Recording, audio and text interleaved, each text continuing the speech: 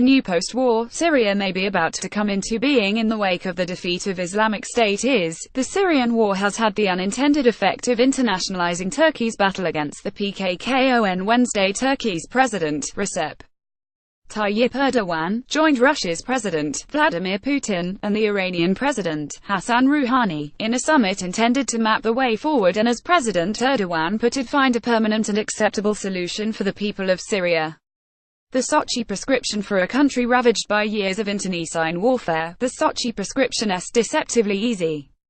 A Syrian national dialogue conference is, Erdogan said, to be held in Sochi in early December with all moderate parties represented, followed by free and fair elections. Turkey's main contribution presumably would be to bring moderate Sunni opposition groups to the table. If all that is uncertain, the task of piloting a way out of the blind alley in which Turkey's Syrian policy seems to be trapped is even more so. After the violence in Syria broke out in early 2011, Erdogan's previously good relations with Bashar al-Assad soured and he backed regime change forces and opposition groups. That dream has now receded and Turkey's goals in Syria have altered drastically. The Syrian war has had the unintended effect of internationalizing Turkey's battle against the PKK Kurdistan Workers' Party. Turkey is waging a war against the movement which it designates as terrorist in its southeastern provinces. So the overriding imperative for Ankara now in Syria is to end the growing autonomy of the Syrian Kurdish enclaves along its borders run by the PYD Democratic Union Party, an offshoot of the PKK, though. Erdogan insisted that the PYD would have to be barred from participating in the forthcoming Sochi conference. For the first time he did not say the same about Assad and the Syrian government. Dialogue with Assad. Assad was not at the Wednesday Sochi summit, evidently because of continuing Turkish hostility to him, but he was very much in the picture, having been in Sochi meeting his ally President Putin 2 days earlier for separate talks and given a very warm welcome. So could Turkish dialogue with Assad be re-established? Erdogan tantalized the Turkish media by saying though there had been no such meeting as yet, the doors in politics are always open right up to the final moment. The restoration of dialogue of any kind between two bitter enemies would be a remarkable turnaround. However, some Turkish commentators close to the Turkey's ruling party AKP are now saying that Assad is no longer Turkey's chief adversary in Syria. In their view, the enemies are the Kurds and the US, which they take to be behind the Kurds. Read more: a US and Turkey heading for divorce. Ibrahim Karagül, editor of the pro-Yeni Safak, wrote this week Turkey should not be obsessed with Assad or the regime, it should have an attitude toward all attempts targeting Syria's division. Greater threats are targeting the region and Turkey. Here the attitudes of the other two countries attending the Sochi summit, Iran and Russia, are critical. Both share Turkey's desire to see the American role in Syria reduced or better still eliminated, but for them the problem of the Syrian Kurdish enclaves is much less serious, and through contacts with the enclaves, Russia has in effect so far acted as a brake on Turkish attempts to isolate Syrian Kurds. Is Turkey being boxed into a bad position after being outmaneuvered by its summit partners?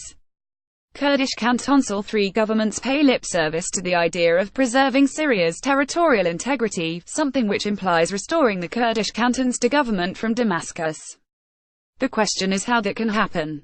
One route might perhaps be under a deal between the Syrian government and the PYD, perhaps underwritten by a parallel Russian-American agreement, something that both Kurds and Turks would dislike.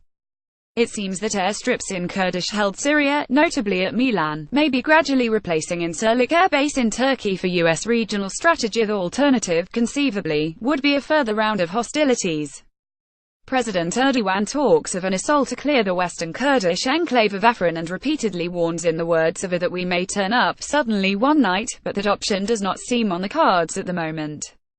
The Syrian Kurdish militia, the YPG People's Protection Units, has a very good fighting record, is well armed, and has dug in to defend itself. Fighting it without air support would be a very risky endeavor. Furthermore, the enclaves are protected by their close proximity to United States military units in Syria. Turkey claims that these are stationed at 13 points in air power. US in Syria indefinitely. Though the war against is the reason why there are US forces in Syria is drawing to a close, the US Secretary of Defense Jim Mattis said 2 weeks ago that the US will remain in Syria indefinitely, for as long as they want to.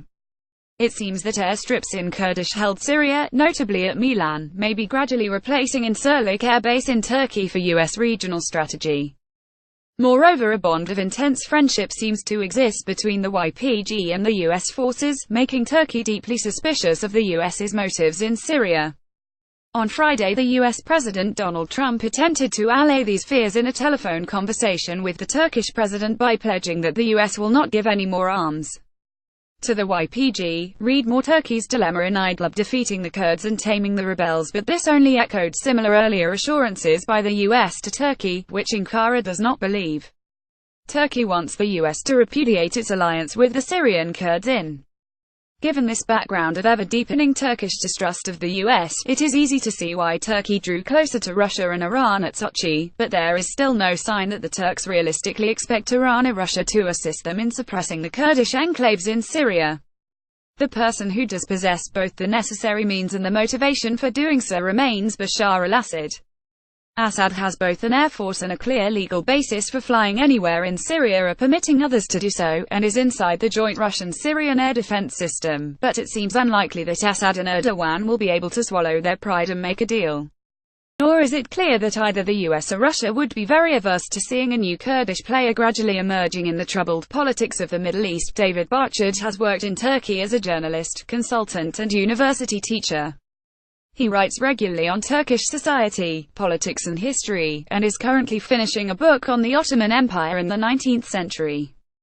The views expressed in this article belong to the author and do not necessarily reflect the editorial policy of Middle East Eye. Photo: Turkish President Recep Tayyip Erdoğan and Syrian President Bashar al-Assad in friendlier times. AFP.